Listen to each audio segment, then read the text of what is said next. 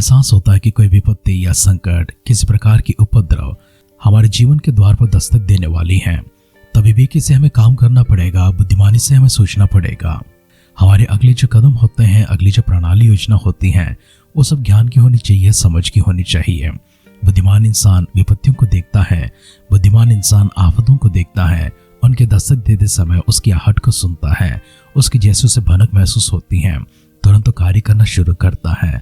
वो उसके विपरीत में, उसके विरुद्ध में ऐसी प्रणाली बनाने लगता है, ऐसी योजनाएं बनाने लगता है जो उस विपत्ति को उससे दूर कर दे। वो विपत्ति या फिर वो हानि उसके घर के द्वार पर दस्तक भी देने लगती हैं, उसके जीवन को छूने के लिए आते हैं, उसके करीब पहुंच जाते हैं और उसे नाश करने की कगार पर रहते हैं। ऐसे हालातों में, ऐसी स्थितियों में बुद्धिमानी से लिया हुआ एक निर्णय और समझदारी के साथ में किया हुआ सोच विचार सारी आफतों को दूर कर सकती हैं, हर उपद्रव को हमारे पास आने से रोक सकती हैं।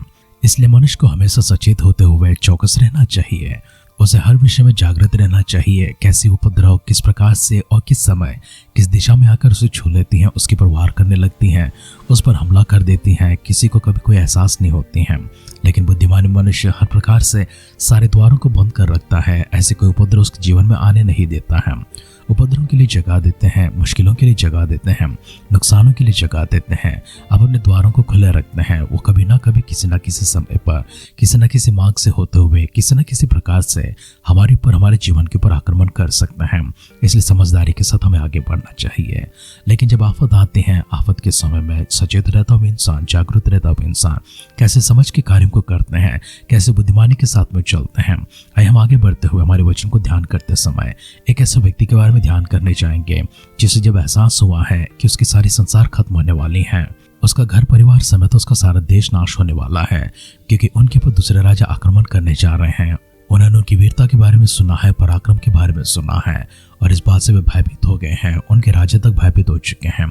आइए देखते हैं राजा किस प्रकार घबराए हुए थे और किस प्रकार से उस देश में एक व्यक्ति की बुद्धिमानी के कारण उसका सारा घर, उसका सारा परिवार, उसके पिता का सारा घराना शत्रुओं के हाथों में जाने से बच जाते हैं। इसका एकमात्र कारण देखते हैं, जो उन पर आक्रमण करने वाले हैं उनका उसने भला किया था और इसके बदले में भलाई उसे मिलती हैं। आइए आगे बढ़ते हैं, वचनों को ध्यान करते हैं, लेकिन इससे पहले अपने आप को खुदावंद के हाथों में समर्पण करते हैं।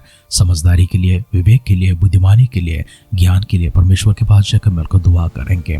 आफतों के समय, संकटों के समय, मुसीबतों के समय, उपद्रवों के समय परमेश्वर हम सबों को समझदारी के साथ में चलाते हुए हमें बचने की राह दिखाने के लिए, हम सब लोग की बुद्धिमानी के साथ में आगे बढ़ने के लिए खुदावंद से ज्ञान के लिए हम लोग मांगेंगे। आइए परमेश्वर के हाथ में अपने आप को समर्पण करेंगे, उनकी महिमा करते हुए, उनकी आदर करते हुए, उन्हीं के पास न गौरव, प्रशंसा, आराधना करते हुए हमारे ध्यान को आगे बढ़ाने से पहले मिलकर दुआ करते हैं। सारा दिन परमेश्वर आपने हमारी सहायता की है, रात भर भी परमेश्वर चैन और विश्राम के साथ में अच्छी निद्रा प्रदान की है। भोर को तड़के उठते हुए आपके दिव्य सानिध्य में आने का सौभाग्य भी आपने प्रभु जी हम सबों को प्रदान किया है। सजीवों की संख्या में रखा है, तंदुरुस्तों की संख्या में रखा है, आशीषमान और भाग्यवानों की गिनती में आपने रखा है। शुक्र अदा करते हैं प्रभु जी, हमारे इस कार्यक्रम के माध्यम से आपके वचनों को ध्यान करने का सौभाग्य भी आपने हम सबको प्रदान किया है। एक बार प्रभु जी आदर सम्मान के साथ में शुक्र अदा करते हैं, आभार प्रकट करते हैं। हमारे सारे परिजनों को आपकी दृष्टि में लेकर आते हैं। आपके परिभक्त गुणों को परमेश्वर अपने स्पर्श से छूने के लिए दुआ करते हैं। शारीरिक रूप से प्रभु जी चंगाई प्रदान करने के लिए, मानसिक रूप से प्रभु जी छुटकारा प्रदान करने के लिए, आर्थिक रूप से वृद्धि की ओर लेकर जाने के लिए, प्रभु जी तंगी मुसीबतों को दूर करने के लिए, कंगालपन और गरीबों को दूर करने के लिए दुआ करते हैं। आपकी सहायता व रिहा प्रभु जी हमेशा अपने भक्तों के ऊपर रखने के लिए प्रार्थना करते हैं। अगुवाई में प्रभु चलाते रहिए। आध्यात्मिक रीति से परमेश्वर सभी लोग प्रभु जी आत्मिक वरदानों को प्राप्त कर पाए, पवित्र आत्मा का अभिषेक को प्राप्त कर पाए, पवित्र आत्मा की भरपूर सामर्थ को प्राप्त करते हुए परमेश्वर आपकी जीवित गवाह ठहरने के लिए, अद्भुत कार्य करने के लिए दुआ करते हैं। पवित्र ज्ञान से, सच्ची ज्ञान से प्रभु जी आपके दिव्य वचनों से प्रभु जी भरने के लिए प्रार्थना करते हैं।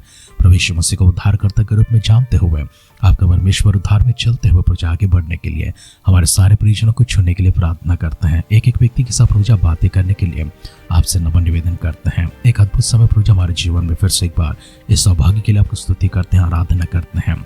हमारे संग रहिए प्रभु जी, हमसे बातें कीजिए, सारी महिमा, गौरव, आदर, सम्मान आप प्राप्त कीजिए।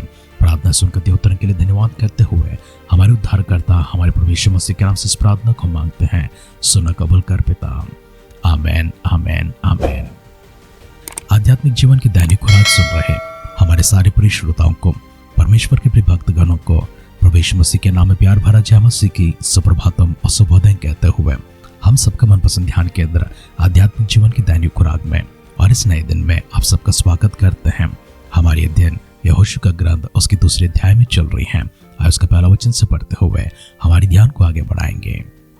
तब नून के पुत्र यहोशू ने 2 भेदियों को शित्तीम से चुपके से भेज दिया और उनसे कहा, जाकर उस देश और यरीहो को देखो। तुरंत वे चल दिए और राहब नाम किसी वेश्या के घर में जाकर सो गए। तब किसी ने यरीहो के राजा से कहा कि आज की रात कई एक इस्राएली हमारे देश में भेद लेने के लिए यहाँ आए हुए हैं। तब यरीहो के राजा ने राहब के पास यूं कहला भेजा कि जो पुरुष तेरे पास आए हैं उन्हें बाहर ले आ, क्योंकि वे सारा देश का भेद लेने के लिए आए हैं। उस स्त्री ने दोनों पुरुषों को छिपा रखा और इस प्रकार कहा कि मेरे पास कई पुरुष आए तो थे, परंतु मैं नहीं जानती हूँ कि वे कहाँ के थे। और जब अंधेरा हुआ और फाटक बंद होने लगा तो वे निकल गए। मुझे मालूम नहीं कि वे कहाँ गए। तुम फुर्ती करके उनका पीछे करो तो उन्हें पकड़ पाओगे। उसने उनको घर की छत पर चढ़ाकर सने की लकड़ियों के नीचे छिपा दिया था जो उसने छत पर सजा कर रखी थी। वे पुरुष यरदन की मार्ग ले उनकी खोज में घाट तक चले गए और जो ही उनके खोजने वाले फाटक से निकले त्यों ही फाटक बंद किया गया और ये लेटने न पाए थे कि वह स्त्री छत पर इनके पास जाकर इन पुरुषों से कहने लगी, मुझे तो निश्चय है कि यहोवा ने तुम लोगों को यह देश दे दिया है और तुम्हारा भय हमारे लोगों के मन में समाया है और इस देश के सब निवासी तुम्हारे कारण घबरा रहे हैं, क्योंकि हमने तो सुना है कि यहोवा ने तुम्हारे मिस्र में से निकलने के समय तुम्हारे सामने लाल समुद्र का जल सुखा दिया और तुम लोगों ने सीहोन और ओग नाम यरदन पार रहने वाले एमोरियों के दोनों राजाओं को सत्यानाश कर डाला है। और यह सुनते ही हमारा मन पिघल गया और तुम्हारे कारण किसी की जी में जी ना रहा, क्योंकि तुम्हारा परमेश्वर यहोवा ऊपर आकाश का और नीचे पृथ्वी का भी परमेश्वर है। अब मैंने जो तुम पर दया की है, इसलिए मुझसे यहोवा की शपथ खाओ कि तुम भी मेरे पिता के घराने पर दया करोगे और इसकी सच्ची चिन्हानी मुझे दो कि तुम मेरे माता पिता, भाइयों और बहनों को और जो कुछ उनका है उन सबों को जीवित रख छोड़ो और हम सबों का प्राण मरने से बचाओगे। तब उन पुरुषों ने उससे कहा, यदि तुम्हारी यह बात किसी पर प्रकट न करे तो तुम्हारे प्राण के बदले हमारे प्राण जाए, और जब यहोवा हमको यह देश देगा तब हम तेरे साथ कृपा और सच्चाई से बर्ताव करेंगे। तब राहब जिसका घर शहरपनाह पर बना था और वो वहीं रहती थी, उसने उनको खिड़की से रस्सी के बल उतार के नगर के बाहर कर दिया और उसने उनसे कहा, पहाड़ को चले जाओ, ऐसा ना हो कि खोजने वाले तुमको पाए। इसलिए जब तक तुम्हारे खोजने वाले लौटने न आए तब तक अर्थात 3 दिन तक वहीं छिपे रहना और उसके बाद अपना मार्ग लेना। उन्होंने उससे कहा, जो शपथ तूने हमको खिलाई है उसके विषय में हम तो निर्दोष रहेंगे। जब हम लोग इस देश में आएंगे तब जिस खिड़की से तूने हमें उतारा है उसमें यही लाल रंग के सूत की डोरी बांध देना और अपने माता पिता, भाइयों वरन अपने पिता के घराने को इसी घर में अपने पास इकट्ठा कर रखना। तब जो कोई तेरे घर के द्वार से बाहर निकले उसके खून का दोष उसी के सिर पर पड़ेगा और हम निर्दोष ठहरेंगे। परंतु यदि तेरे संग घर में रहते हुए किसी पर किसी का हाथ पड़े तो उसके खून का दोष हमारे सिर पर पड़ेगा। फिर यदि तो हमारी यह बात किसी पर प्रकट करे तो जो शपथ तूने हमको खिलाई है उससे हम निर्दोष ठहरेंगे। उसने कहा, तुम्हारे वचन के अनुसार हो।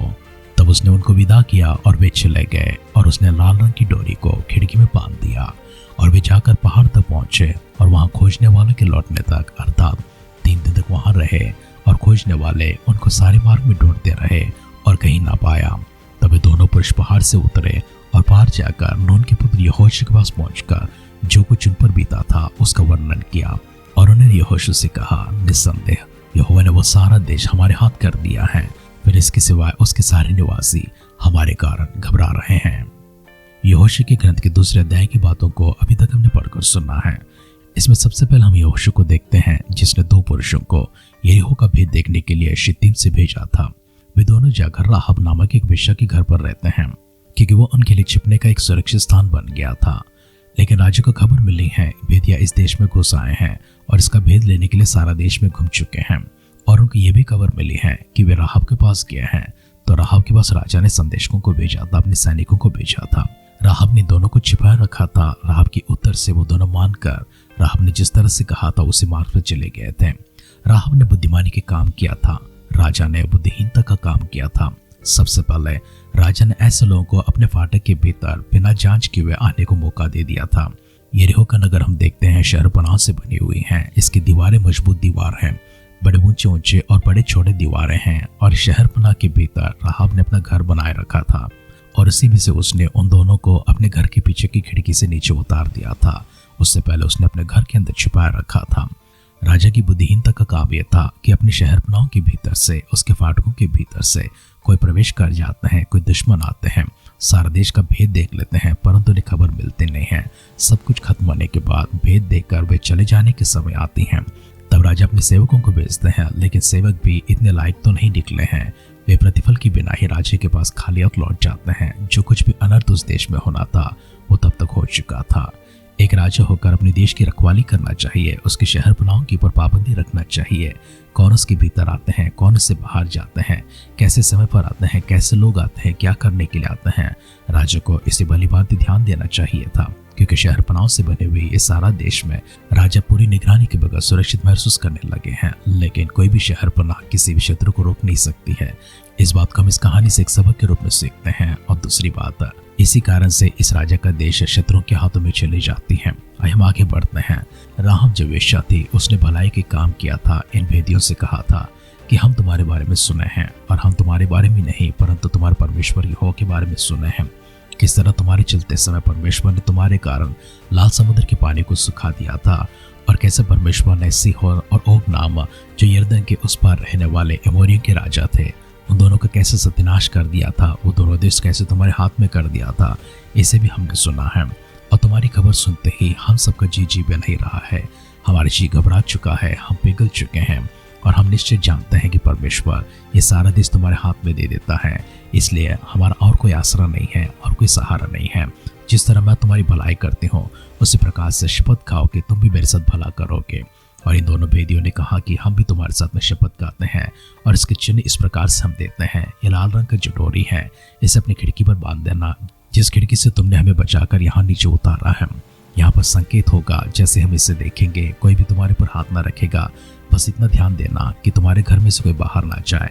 यदि वे बाहर जाते हैं और उनके साथ में कुछ हो जाता है, उसके खून के जिम्मेदार हम नहीं ठहरेंगे। तुम सब लोग इसी घर में रहते हो और तुम्हारे पर कोई हाथ डालता है, उसके जिम्मेदार हम ठहरेंगे। इस तरह परमेश्वर की शपथ देकर, एक चिन्ह देकर वे वहां से चले जाते हैं। यहोशू के पास जाते हैं, यहोशू को सारा संदेश देते हैं। परमेश्वर किस तरह से यहोशू को आगे बढ़ाते हैं, कल के ध्यान में हम बाकी चीजों को देखेंगे। लेकिन आज के अध्ययन को समाप्त करने से पहले सबसे पहले भलाई करना हमारा कर्तव्य होना चाहिए। भले हम कितने भी बुरे क्यों ना हो, एक भलाई के कारण हमारी भी भलाई होती है। हमने राहब के जीवन से इस सबक को सीखा है। और एक राजा को चतुर होना चाहिए, होशियार रहना चाहिए, सचेत रहना चाहिए। परंतु लापरवाह राजा अपने भीतर खतरे को लेकर आता है। अपने शहरपनाहों को बनाए तो रहें, लेकिन उनको संभाले नहीं है, उनको सुरक्षा नहीं दिए हैं। आपके घर में हो, आपके व्यक्तिगत जीवन में हो, आपके परिवार में हो, कौन घुस आते हैं, कौन प्रवेश करते हैं, कैसे शत्रु आते हैं, क्या क्या हलचल मचाते हैं, और कैसी तबाही को लेकर आते हैं, कैसे सत्यानाश करते हैं, आपकी जीवन कैसी तबाह हो जाती है, तहस नहस हो जाती है। इन सब का ख्याल रखना आपकी जिम्मेदारी होती है। जागृत रहना है, सचेत रहना है, चौकस रहना है, बुद्धिमानी के साथ चलना है, समझदारी के साथ में चलना है। यहोशू जिम्मेदारी को लेकर कैसे आगे बढ़ते हैं, परमेश्वर को कैसे साथ देते हैं, इन बातों को हम लोग आगे के ध्यान में देखेंगे। लेकिन आज के ध्यान को यहाँ पर प्रार्थना के साथ में समाप्त करते हैं।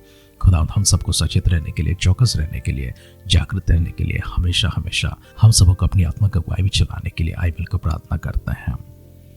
पिता परमेश्वर, राहब की तरह भलाई करना हमें सिखाइए, और पिता परमेश्वर यहोशू की तरह प्रभु जी बुद्धिमानी के साथ चलना हमें सिखाइए। उस राजा की तरह लापरवाही कर हमारे जीवन में है प्रभु, ऐसे प्रभु जी अविवेकी के कार्य हम करते हैं। कोई ऐसे खतरे, कोई ऐसे मुसीबत हमारे जीवन में प्रवेश कर जाती हैं। पिता परमेश्वर दुआ करते हैं, उन सबों को दूर कर दीजिए प्रभु जी। वे हमारे जीवन को सत्यानाश करने से पहले, हमारे जीवन को प्रभु जी तहस नहस करने से पहले, इसी वक्त परमेश्वर उन सबों को दूर करने के लिए दुआ करते हैं। चाहे वह किसी विचार के रूप में क्यों ना आए हो, चाहे किसी व्यक्ति के रूप में क्यों ना आए हो प्रभु, किसी वस्तु के रूप में, किसी साधन के रूप में क्यों ना आए प्रभु, किसी पाप के रूप में क्यों ना आए प्रभु जी, उन सबों को हमसे दूर करने के लिए दुआ करते हैं। हमारे सारे गुनाहों को, अपराधों को क्षमा करते हो प्रभु जी। आपकी सामर्थ्य हाथ प्रभु जी हम पर रखते हुए हमें सुरक्षा देकर प्रभु जी आगे बढ़ाने के लिए प्रार्थना करते हैं। हमारी दुआ परमेश्वर आपने सुना है, उत्तर दिया, इसके लिए धन्यवाद करते हैं। प्रभु यीशु मसीह के बादलों के आगमन में अगर देरी होगी, कल सुबह फिर से एक बार हम सब लोग मिलकर आपकी उपासना करने के लिए, हमें जीवितों की संख्या में, आशीषमानों की संख्या में, तंदुरुस्तों की संख्या में, और प्रभु जी आपके भाग्यवानों की संख्या में रखने के लिए दुआ करते हैं। अगर ऐसा ना तो प्रभु यीशु मसीह के बादलों के आगमन में हम सबको शामिल करने के लिए दुआ करते हैं। हमारी हर एक प्रार्थना को प्रभु जी आपने सुनकर देवताओं के लिए फिर से एक बार आपको धन्यवाद करते हुए आदर सम्मान महिमा के साथ में हमारे उद्धारकर्ता हमारे प्रभु यीशु मसीह के नाम से इस प्रार्थना को मांगते हैं। सुना कबूल कर पिता, आमेन, आमेन, आमेन। मूसा का साथ देकर आगे बढ़ा वो परमेश्वर, यहोशू का हाथ थाम कर उनका भी साथ देने का प्रतिज्ञा की वो परमेश्वर, आपका भी हाथ थामे हुए आपसे भी प्रतिज्ञा करते हैं कि कभी आपको छोड़ेंगे नहीं, त्यागेंगे नहीं, ठुकराएंगे नहीं। आपको परमेश्वर कभी अपने से दूर नहीं करेंगे, भूलेंगे नहीं। परमेश्वर सदा सर्वदा आपके साथ बने रहें और आप भी परमेश्वर का हाथ थामे हुए सदा सर्वदा उनके साथ चलते रहें। प्रभु की ढेरों बरकतें, ढेरों आशीर्वाद आप हमेशा प्राप्त करते रहे। हमारी सी दुआ कामना के साथ आज की ध्यान की पर समाप्त करते हैं।